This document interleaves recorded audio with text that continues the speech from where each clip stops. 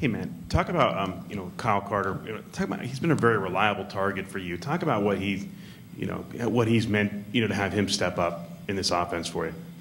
Yeah, I mean, in an offense where tight ends play a major role in how we perform on the field, he's really stepped up and kind of been that go-to guy, especially at the tight end position. He's got one of the best set of hands on the team. He's a very instinctive football player. He just has a knack for getting open, and he's even as as young as a guy he is, you can trust him and know he's going to do his job well. How do you view a team like Purdue that gives Notre Dame a tough game, gives Ohio State a really tough game, but yet they're 0-4 in the league and just lost him? How do you view a team when you don't necessarily know what to expect from them week to week? Well, I mean, you have to prepare. I mean, you have to prepare as hard as you can each and every week. You have to have the mindset going into the game that, we know it's going to be a tough game, but you have to have the mindset that, they're going to do things that you're not going to expect to see or that, they're going to come out. I mean, we know it's a tough environment going out there, and we're going to have to be ready to play. And like you said, they've played some teams very well this season. They can easily, have a few more wins than they have. So, we know they're a dangerous team, and we have to continue to move forward and focus all our attention to them and be ready to match their intensity on Saturday. Matt, as the quarterback, when you see a pass rush, maybe as much as it was against Ohio State, what can you do to try to kind of overcome that? What could you guys maybe have done against Ohio State or do against Purdue? Nothing. I mean, as a quarterback, it's not your job to worry about, whether or not the defender's closing in on you or who's blocking this guy or who's blocking that guy. I mean, it is my decision to, know what protection it is and know where my hots are. But I mean, in terms of, pass rushing or guys getting heat on you, you have to have trust in your linemen and understand that, they have a job to do, and you have to believe that they're going to get it done. And I definitely believe that my linemen are capable of blocking anybody they face. And for the most part, they did a great job against Ohio State Saturday. And but there's always things we need to work on. So it's just, we need to keep improving, keep communicating with one another. And I think we should, have some time to throw the ball on Saturday.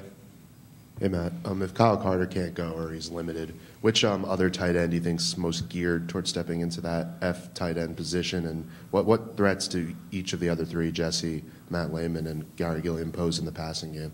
Well, they all have their strengths. I mean, Matt's got a great set of hands. Gary's a great blocker, and Jesse can do a little bit of both. So, it's only Wednesday, so hopefully Kyle will be able to get healthy for Saturday. But if he can't go, I have no doubt that one of those guys will be able to step up and fill that position. And, being a tight end here, you need to know the Y and the F. You need to know each of the routes. You need to know the blocking assignments for both. So they're definitely prepared for it. And if called upon, I have no doubt that they'll be able to step up and get it done. Matt, you touched on this, and John Urschel mentioned it in his call today, that there needs to be improved communication between the QB and the line and among the linemen themselves. How do you work on that in practice?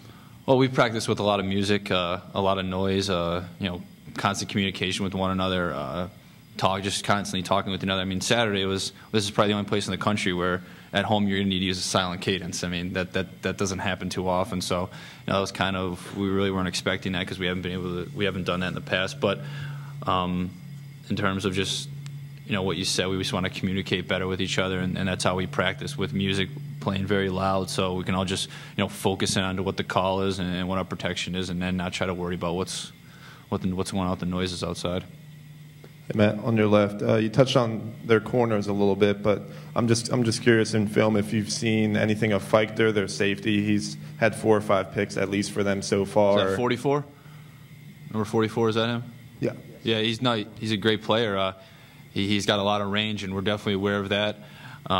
He makes some good football plays for him. He's a good safety they have back there. So, I mean, our game plan is not going to change because of it, but we're just definitely have to be very aware of where he is at all times, and like I said, take our shots when necessary. Matt, how's the storm impacted preparations this week, and have you heard from anybody in Scranton? What's the situation like up there? I don't really ask too much about the weather back there, but no, in terms of, yeah, they're fine. Yeah, they're fine. Don't worry about it. But I mean, we haven't been able to practice outside, which is tough because Purdue is probably going to be cold out there, probably going to be rainy. It seems like kind of one of those environments. So, but we haven't been able to get that feeling. of being outside. I mean, hopefully, maybe we'll get outside for a little today, but we've been practicing indoors at Aluba, which is tough. I mean, anytime you practice inside, it's not that great because you're not getting comfortable with the atmosphere. So but it is what it is, and we can't control that, and we'll just have to adjust to it on Saturday if we don't get out there for the rest of the week. Here in the front, with Fitz's new strength and conditioning program, how would you assess your fitness at this point this year compared to last year? I mean, I think where it really comes into handy for us is during our NASCAR mode. We're able to continue to play fast and stay in good rhythm and continue to keep pushing when sometimes defenses wear out. So, I think that at that point we're running and doing drills and stuff like that throughout the summer and camp and even during practice weeks, we run a lot. So, I mean, that's really where it helps out most. How hard was it at first over the summer to get used to that new free weight program? It was tough at first. I mean, early in the spring and around February, it was tough to get used to because for the past 4 years we've done a completely different style of lifting. But around the summer you start. I mean, this summer really is where you saw some pretty good results start to come into play, and you can see guys getting quicker and stronger and faster. And all throughout camp, you're seeing guys do things that they haven't been able to do in the past. So it was really good to see. And now that we've gotten used to it, we're able to continue to build on it even in season. With 4 games left, have you thought about that at all? And have you talked to the other seniors about that? Yeah, I mean, we're definitely aware that we only have 4 more opportunities to take the field here at Penn State. There's no December for us, so I think November 24th is our last day as a Penn State football player. So, we're definitely aware of it, but at the same time, we're trying to stay focused on Purdue and prepare as if Purdue is our last game, and that's the mindset we have, and it's the mindset we'll have for the rest of the season. We didn't see the NASCAR as much on Saturday. Was there any explanation for that? Was there something that Ohio State was doing? Was it the communication and the crowd noise? Any reason? I'm not too sure, to be honest with you. I guess it just wasn't a big part of our game plan in Saturday's game. They were very well prepared for us. They were, I mean, as expected, we knew they were going to be prepared, and they were full of some good athletes on that team. But we can't focus too much on Ohio State. That game's in the past, and then, like I said, we have 4 left to keep pushing on here, and it starts with Purdue. Matt, it looked like Saturday night Kyle Carter failed to come up with a play or two, and then it looked like you went right back to him on a couple plays after. Is that something you kind of make a point to do after the receiver doesn't make a catch, or was he just happen to be open? I mean, he was open, so I don't really care whether a guy catches it or drops it or runs the wrong route. I mean, it's not my job to not go back to him or not throw him the football. If it's part of the read and he's going to be open, I don't care if he's dropped 10 balls before or caught 10 balls. I'm going to throw him the football if he gets open and does his job. And that's the way I approach the game. That's the way I play the game. It's not my job to catch it or make plays. It's just my job to throw it to the guy that's open. Could you talk about what you've seen out of Stephen Bench? Steve's really coming along. I mean, as a young guy, he's definitely going to make those mistakes, but he's taking notes each and every day. He's learning as much as he can from Coach Fisher and Coach O'Brien, and I've tried to do my best to keep him focused and to let him know that I've been there through the ups and downs, and he's definitely going to go across them after the season and into the spring and camp. So anything I can do for him, I've been trying to do, and he knows that. Anything he needs, he can ask me, and I'll give him an honest answer. Also, you've obviously been through a lot here. How has your course of major helped you understand the media and working with the media and developing a thick skin? Has it helped? Or? Oh, definitely. I mean, I know, you guys pretend to be friends with me and everything like that, but no, I'm just kidding. But no, I mean, I'm definitely aware of how it works, and at the end of the day, I understand that you guys have a job to do, and you guys need to write what you see and what you feel, and I feel it's part of my job to help you guys write those stories and give you guys what you need, and I mean I feel as if I've always done that in the past, and I've always given you guys some honest answers, and I've always told you guys the truth. So I mean, being in that, having that degree and dealing with you guys on a weekly basis, I definitely understand. Hey, Matt. This week coming up, you guys have gotten off the fast starts just about every game, except with the exception of last week. And with them being 3-5. Talk about the importance of getting off to another fast start against Purdue this week. Well, I mean, it'll be at Purdue, and anytime you're playing on the road in the Big Ten is tough.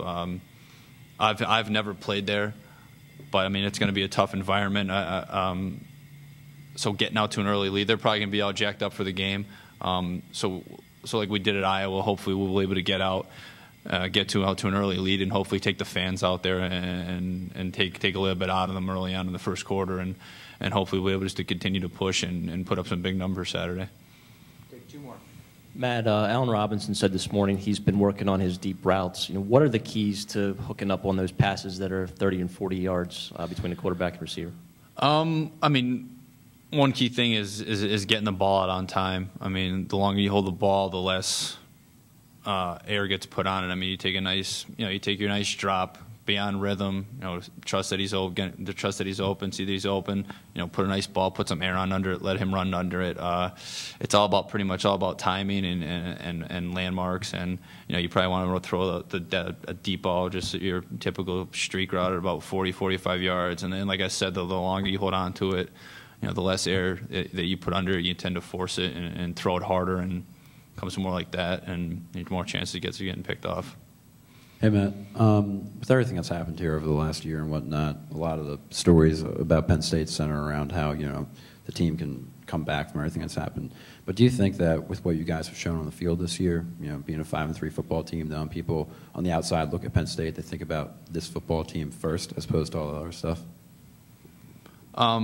You think what you're saying is you think that, like, they don't think about Sandusky or I mean, obviously, I think that the feeling that I know the feeling that we have is this is our football team. They think of the football team first. Everything that's happened in the past is kind of trying to get pushed out of the way, and that's what we're just trying to do. Is we're just trying to play our football game and do the best that we could to keep this program where it should be and let it continue to rise and get back to the top. And for us seniors, like you guys were talking about earlier, we understand we only have 4 games left, and we're trying to leave this place on a high note and